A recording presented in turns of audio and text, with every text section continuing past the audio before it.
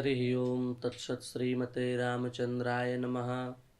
ओम नमः परमहंसास्वादित चरणकमलचिन्मकरन्दाय भक्तजनमानस निवासाय श्रीरामचंद्राय श्री सीतानाथ समारंभां श्रीरामानंदार्य मध्यमाम् अस्मदाचार्य पर्यन्तां वंदे श्री गुरु परंपरां। श्री सीतारामचंद्र भगवान की जय। अनेकानेक धर्माधर्म से संबंधित, सदाचार कदाचार से संबंधित, वर्णाश्रम धर्म से संबंधित एवं सामाजिक समस्याओं से संबंधित प्रश्नों को लेकर के एवं कुछ भगवत चर्चा को भी माध्यम बना करके हम लोग अपनी वाणी को एवं कर्ण कुहरों को सफल करते हैं। इसी श्रृंखला में बार बार लोग एक बात पूछते हैं, उस प्रश्न का संक्षिप्त में उत्तर देने का हमने सोचा कि इसका संक्षिप्त में उत्तर दे दिया जाए। प्रश्न यह है कि एकादशी को व्रत लगभग सभी आस्तिक जन जो है वो करते ही हैं, नहीं करते हैं तो करना चाहिए। एकादशी व्रत जो है वो उसमें किसी संप्रदाय की बाध्यता नहीं है, एकादशी व्रत सबको करना चाहिए, शास्त्रीय नियम ही ऐसे हैं। उसी एकादशी को लेकर के कहते हैं कि लोग कि अन्न की ज्यादा निंदा नहीं है एकादशी में, एकादशी में चावल की ज्यादा निंदा है। एकादशी में ऐसा शास्त्रों का कथन तो नहीं है, पर लोगों का ऐसा कहना रहता है कि एकादशी में अन्न से भी अधिक त्याज्य जो है वो चावल है, ओदन है। और दक्षिण भारत में तो एकादशी व्रत का मतलब ही यही मानते हैं कि चावल ना खाना, यही एकादशी व्रत है। अन्न तो वो खा लेते हैं, चावल नहीं खाते, तो वे चावल का त्याग ही एकादशी व्रत समझते हैं। वस्तुतः एक दृष्टि से देखा जाए तो जो नित्य ओदन खाने वाले हैं, जिनके पास चावल के अतिरिक्त कोई साधन नहीं है खाने का, उन लोगों के चावल का त्याग भी एक बहुत बड़ा त्याग है। पर यह सर्वदेशीय सिद्धांत नहीं हो सकता, ये पूरे भारतवर्ष में अथवा पूरे विश्व में मान्य नहीं हो सकता कि चावल ना खाने का नाम एकादशी है। वस्तुतः जो फल हैं, जिनका फलाहार में शास्त्रों में परिगणन है, उसी के द्वारा अपने उदर को किंचित फलाहार से ही तृप्त करना, यही वस्तुतः व्रत का स्वरूप है। पर फिर भी एक दृष्टि तो ये है ही कि अन्न से भी अधिक निषिद्ध जो है वो चावल है एकादशी को। मान लो कोई ऐसी परिस्थिति में है कि उसको अन्न खाना अत्यावश्यक हो, तो वो अन्न खाए पर चावल उसमें भी ना खाए।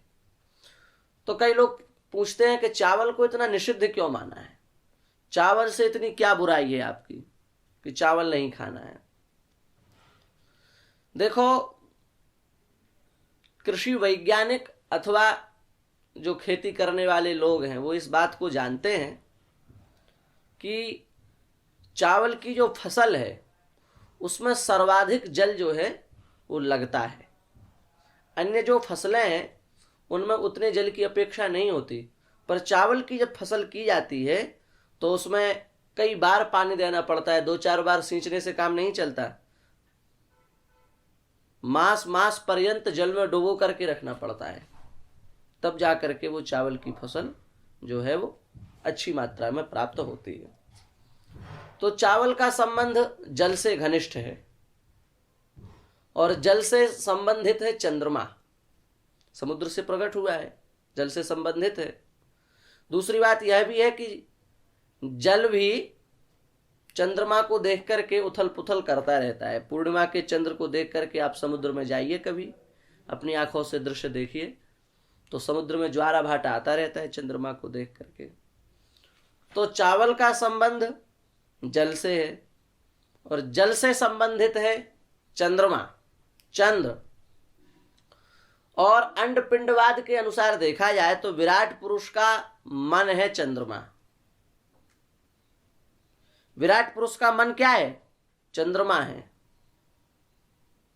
जहां विराट पुरुष के स्वरूप का वर्णन किया गया है, वहां विराट पुरुष के मन से संबद्ध चंद्रमा को कहा गया है। अर्थात विराट पुरुष का जो मन है वो चंद्रमा है, और हम लोग क्या हैं? विराट पुरुष के ही अंश हैं, है कि नहीं? ईश्वर अंश जीव अविनाशी चेतन अमल सहज सुख राशि। हम लोग भी परमात्मा के अंश है कि नहीं है? परमात्मा के अंश हैं। परमात्मा के अंश होने के कारण हमारे मन का भी किंचन मात्र संबंध चंद्रमा से तो है ही, है कि नहीं है? तो हमारा भी संबंध चंद्रमा से है, और चंद्रमा का संबंध भगवान के मन से। एतावता हमारा भी संबंध जो है वो मन से है।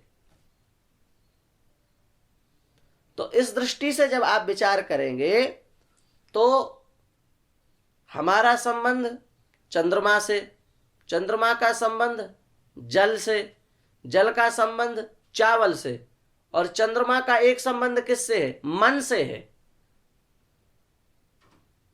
तो इस प्रकार से संबंध की दृष्टि से जब विचार किया जाएगा, अंडपिंडवाद की दृष्टि से जब विचार किया जाएगा, तो एक दृष्टि यह भी होगी कि चावल का संबंध मन से है, श्रृंखला संबंध से। साक्षात नहीं कह सकते, पर श्रृंखला संबंध से कहीं ना कहीं चावल का संबंध मन से है कि नहीं? क्योंकि चावल का संबंध जल से, जल का संबंध चंद्रमा से, चंद्रमा का संबंध मन से। इस दृष्टि से हमारे मन का भी संबंध किससे है? चावल से, ओदन से है। तो क्या है?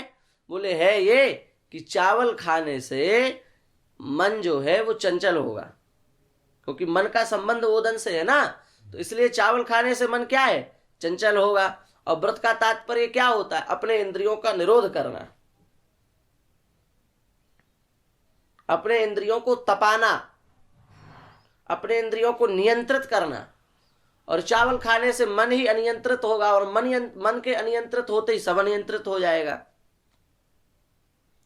इस वैज्ञानिक दृष्टिकोण का विचार करते हुए, इस सूक्ष्म वैज्ञानिक दृष्टिकोण का विचार करते हुए ऋषि महर्षियों ने, तपस्पूत महात्माओं ने अन्न में भी चावल को अति निषिद्ध माना है। उसका मूल कारण यह है। इसलिए हम तो यही प्रार्थना करते हैं कि एकादशी को निराहार रहना चाहिए। निराहार का तात्पर्य है फलाहार भी छोड़ दीजिए और जल भी छोड़ दीजिए, निर्जल रहिए। निर्जल नहीं रहते तो सजल रहिए, सजल नहीं रहते तो दूध से रहिए, फिर भी नहीं रह पाते तो कुछ फलाहार कर लीजिए। इतने से ही संतुष्ट हो जाना चाहिए। पर मान लो किसी की ऐसी परिस्थिति है, कोई ऐसा चिकित्सा आदि से संबंधित कार्य चल रहा है कि उसमें अन्न को खाना अत्यावश्यक है, तो कोई आपाततः स्थिति ऐसी बन जाए तो पा लीजिए, कोई बात नहीं, पर उसमें भी चावल को निषिद्ध है, चावल का त्याग कर दीजिए। तो इस प्रकार से हमारे ऋषि महर्षियों के द्वारा कोई भी ऐसी बात नहीं है जो निराधार कह दी गई हो। अब लोग आजकल के ये तो समझेंगे नहीं, क्योंकि अंतःकरण इतना पवित्र है नहीं, तो वे सोचेंगे कि जैसी रोटी, जैसे दाल वैसे ही चावल। ये लोग रोटी दाल तो कहते हैं पालो, और चावल को मना कर देते हैं, ओदन को मना कर देते हैं। ये कोई बात होती है? बिल्कुल बात होती है। जब आपका वैसा अंतःकरण ही नहीं है तो आपको ये बात समझ में नहीं आएगी, और जब आप सूक्ष्मता से विचार करेंगे तो ये बात आपको समझ में आ जाएगी। तो हम ये नहीं कह रहे हैं कि आप चावल मत खाओ और अन्न खा लो, हम इसका समर्थन नहीं कर रहे हैं। हम तो यह बात सिद्ध कर बताना चाह रहे हैं कि जो लोग कहते हैं कि चावल अति निषिद्ध क्यों है और ये तो केवल एक प्रकार से अंधविश्वास की बातें हैं, उनके लिए ये दृष्टिकोण दिया है। वे इस दृष्टिकोण से विचार करेंगे तो निश्चित उनके इस प्रश्न का समाधान हो जाएगा कि एकादशी को चावल क्यों नहीं खाया जाता। श्री सीतारामचंद्र भगवान की जय।